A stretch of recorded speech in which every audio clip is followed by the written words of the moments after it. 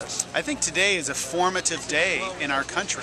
It is an outline of very stark contrasts about how the United States should move forward. There's no question that the policies that we've seen foisted upon the public and small business in particular for the past 20 months have failed. I mean, we're at unemployment at a nagging 10%. Our national debt will triple over a 10-year period of time. So we know that's not working. But the question is, what do you do? How do you move forward? Because I think most Americans are convinced that this country can be great and that there is a great opportunity to move forward in a prosperous direction. And we've tried to outline things that Congress could do immediately. And I mean this week immediately.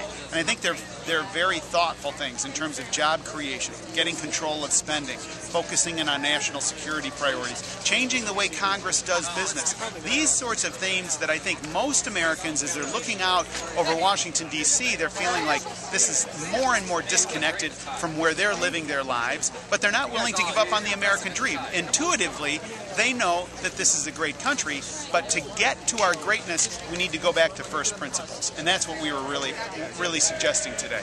What do you say to Tea Partiers who may be disappointed that this document does not go far enough? Well, I think I would cite National Review Online that says that this is bolder than the contract with America. And here we have an opportunity to move forward with a sense of urgency. And as I said before, this is about moving the ball right now. I mean, Speaker Pelosi, if she had a change of heart, could literally gavel the House in, and we could begin this process and move these things very, very quickly. And I think that is the sense of clarity, and frankly, it's offered in a bipartisan spirit. Look, there's 30 House Democrats that are now saying that they know you need to extend these tax cuts and make them permanent, or certainly don't raise them in the short run. There's not a Democrat that's running television ads right now that's running ads that's saying that proudly says that they voted in favor of this health care bill, because the health care bill is not what it purported to be. The president isn't even arguing that it saves money. So I think within all of that, there's a real opportunity in the very, very short run to get us on a pathway, because there is an urgency that we have that we're dealing with right now.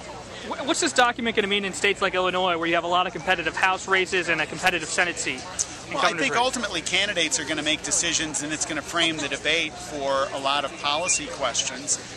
But this is about the House of Representatives and what needs to happen immediately. And so candidates across the country are going to debate what their suggestions are back and forth. But I think that as we reflect back in years to come, I think that this will be perceived as a formative document and something that is clearly a reflection of the will of the American people.